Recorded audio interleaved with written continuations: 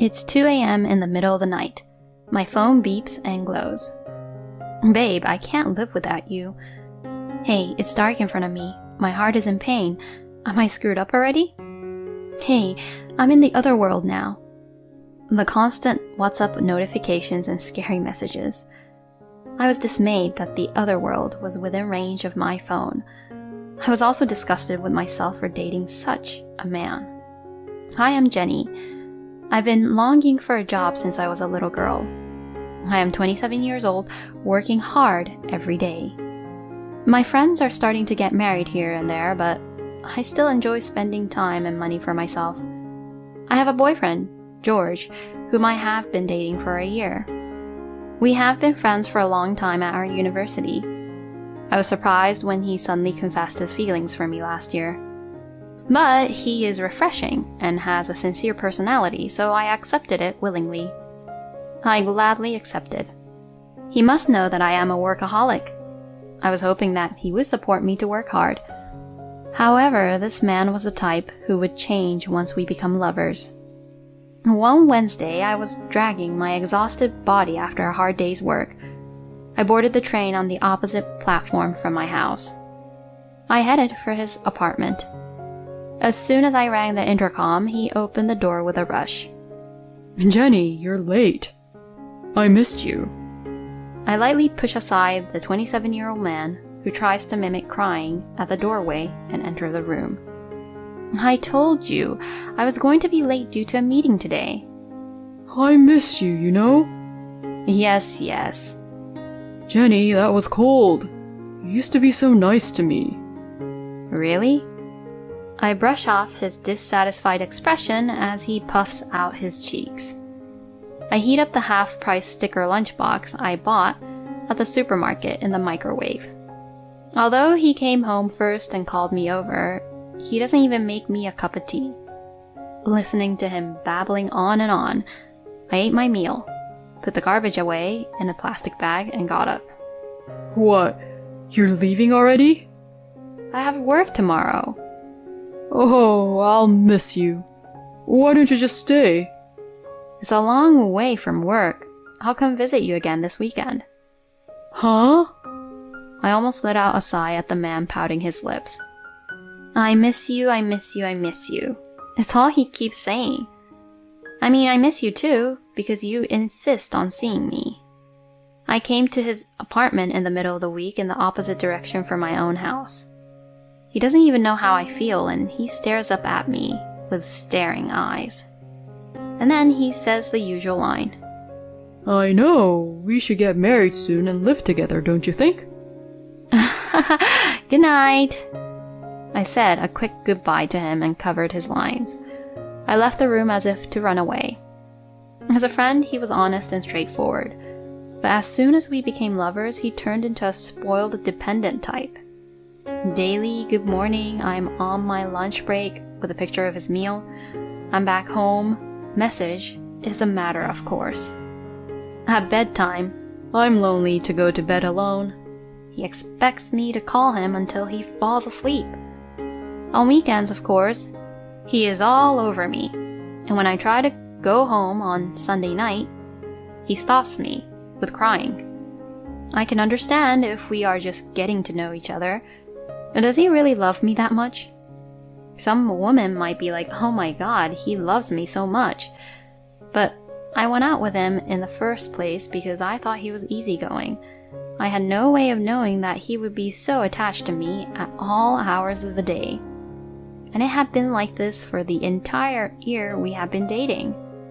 Furthermore, while I was staying at his apartment, he forced me to do all the housework.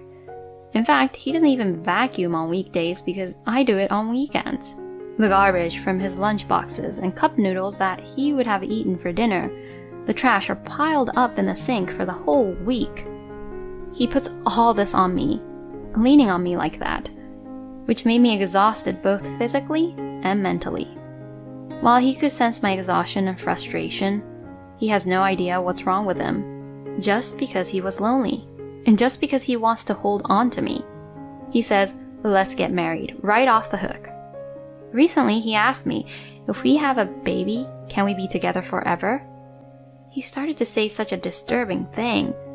A child with him is outrageous. This man is like a big baby. I've known him as a friend for a long time, so I have sentimental feelings for him. We have a lot of mutual acquaintances, so it's a little awkward to break up with him. Moreover, his outward appearance is fresh and good-looking, so people like him. If I make a bad move, I might become the bad guy and people might not like me. Still, I can't think of marrying him because I can't stand him. I began to think seriously about breaking up with him. One day out of the blue, I received a message from him saying, I have something important to tell you. "Is he seriously going to propose to me? Or did he finally run out of love with me, the cold, workaholic person I am?" I feel bad that I hope it's the latter. Depending on what he said, I decided to break up with him and arranged to meet with him. The day of our agreement, at the coffee shop where we were meeting, what came out of his mouth were unexpected words. I have cancer. What? I was stunned by what I had not imagined at all. Is it bad? When I asked him fearfully, he nodded his head while trembling. If I have an operation, it might be cured. But if it fails, I will probably have 6 months remaining. Oh no. The word life remaining made the blood in my head drop suddenly.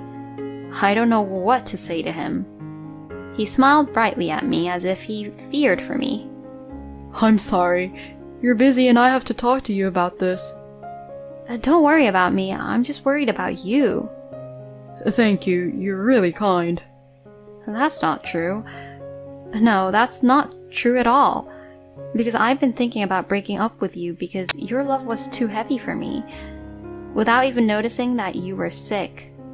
He holds my hand with a serious face.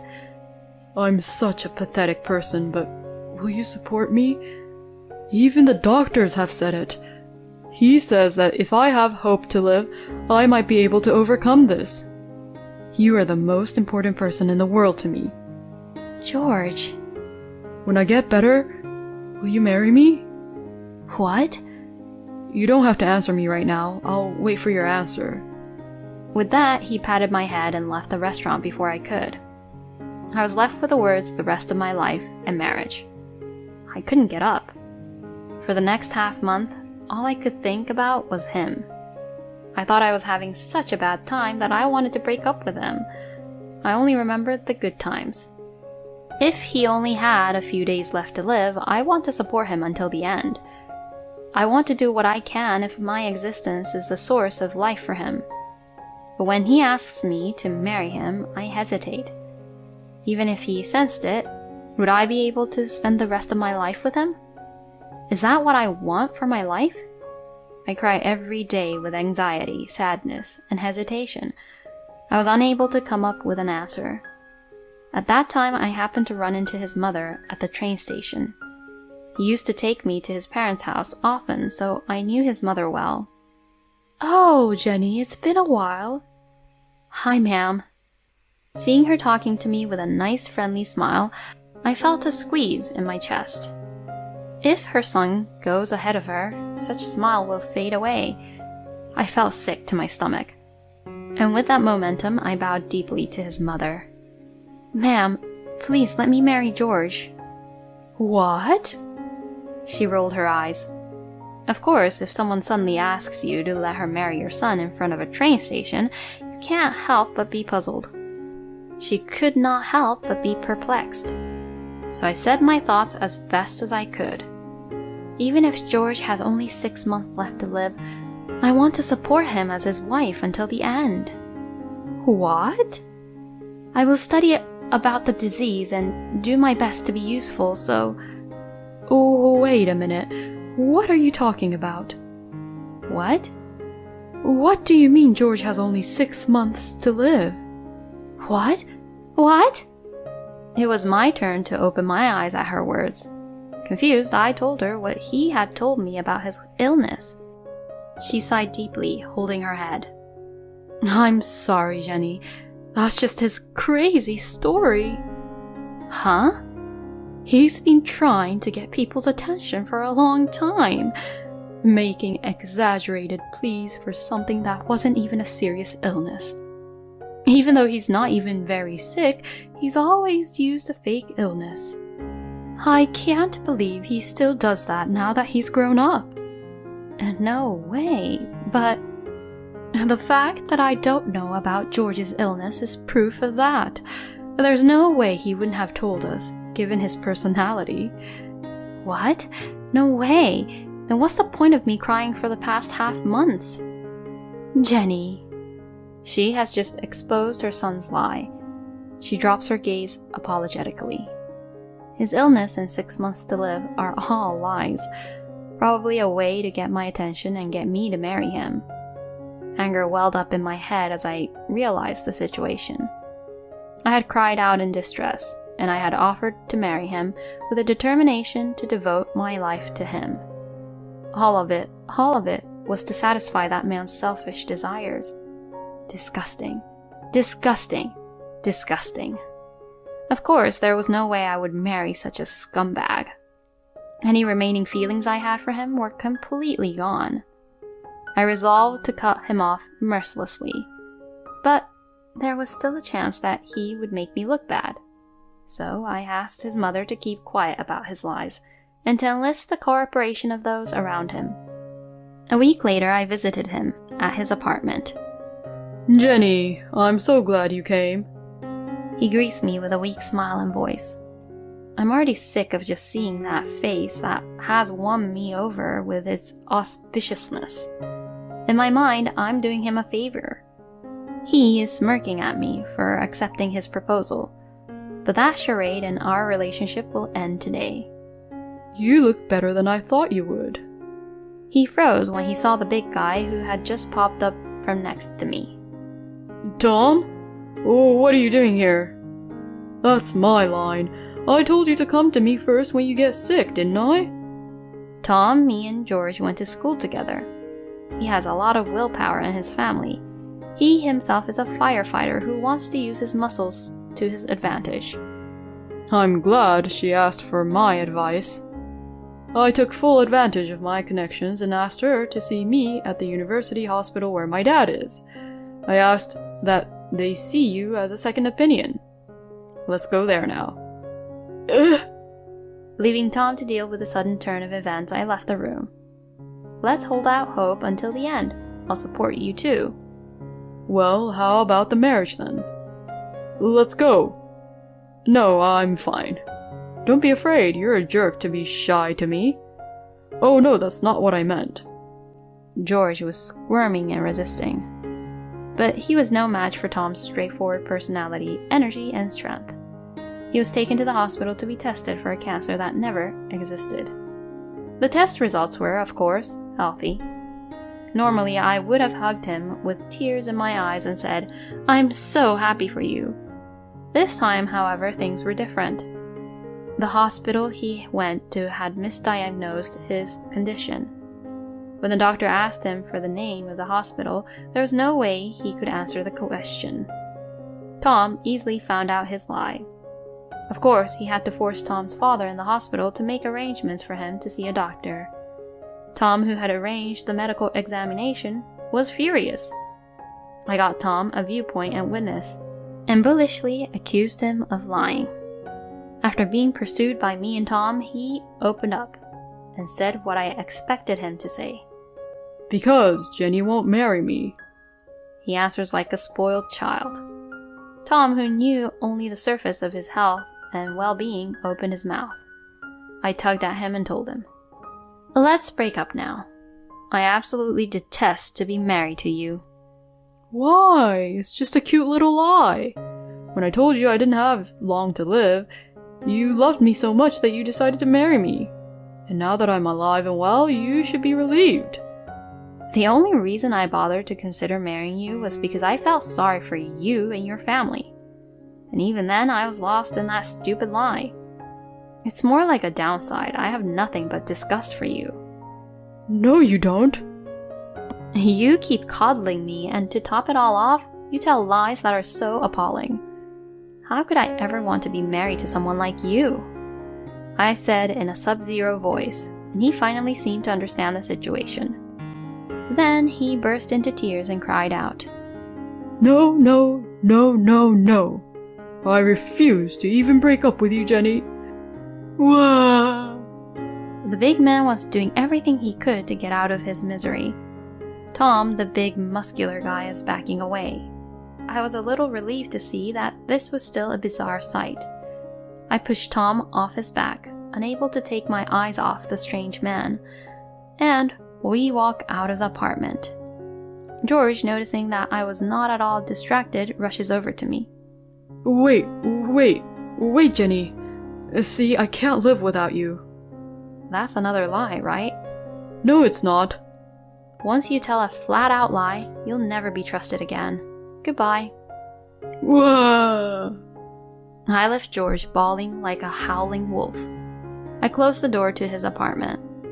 Thus, I had finally parted with the man who looked like a baby crying old man. Tom, who had cooperated with me, he explained in detail to the people around me why I had broken up with George. Most of my friends began to show up for me.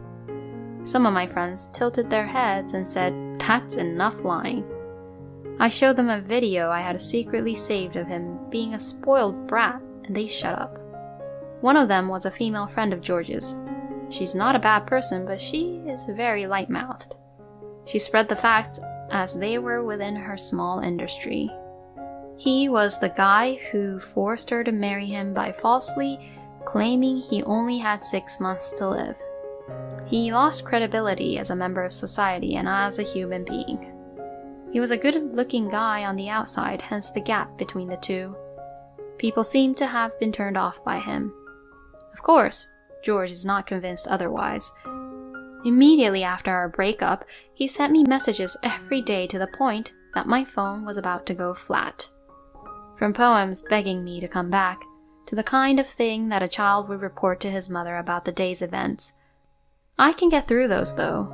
The most exhausting are the lines from the other side of the world that come in the middle of the night. Mostly it's because I can't live in a world without Jenny. Jenny, I can't breathe. Ah, it's dark in front of me. Help me, Jenny. It seems I've come to the other side. This is how it ends. I'm a little moved by the possibility. However, the last line made me lose my mind. And then, he who should have gone to the other world.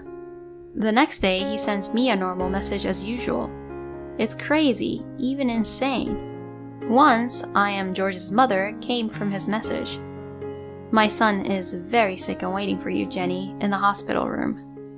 I received a message saying, "I'm sorry, I took the plunge and contacted his real mother." And when his mother visited his room, he was lying on his bed watching TV and laughing.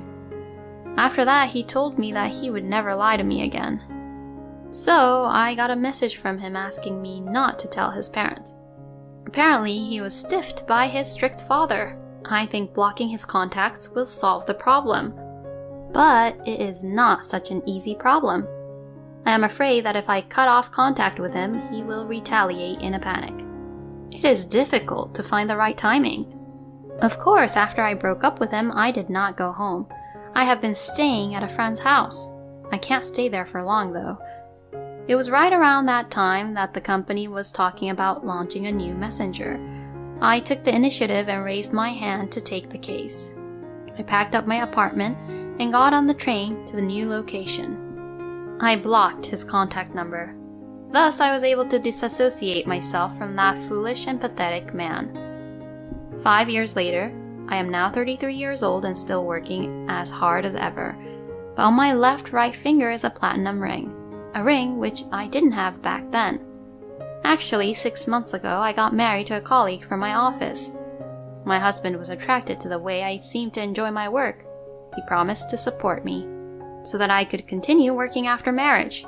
We both share the household chores, so there are no major burden that interferes with my work. We have also decided to work together to raise our children. Friends who work with George occasionally report his dire situation. He has lost his credibility and his work is not going well. Apparently, even when he gets a new girlfriend, he is quickly dumped. Even at 27, he's in pain, but he's now a 33-year-old man. It would be an even worse sight if a 33-year-old guy was turning into a baby. And he seems to be constantly looking for me, saying, I'm sure Jenny will return. And he seems to be looking for me. And he's saying Jenny is just being mean. He says that someone should tell me that George is not mad at me and to come home. And apparently he's also having horrible delusions of being a good guy. Of course, there is no way my friends will help him with that. Instead, they get angry and just leave him on his own. I am so glad that I kept the people around me on my side. And he is a very lonely person. He must be very much distressed by his loneliness. Relationships between lovers and married couples that only depend on one person for support will be exhausted and will fail. So he closes his eyes to the unpleasant aspects of the relationship. I'm so glad I wasn't carried away. I am very glad that I did not decide to get married. I met my husband, who's the most understanding and supportive person. I was able to have a family while continuing to do the work I love. I truly feel happy from the bottom of my heart.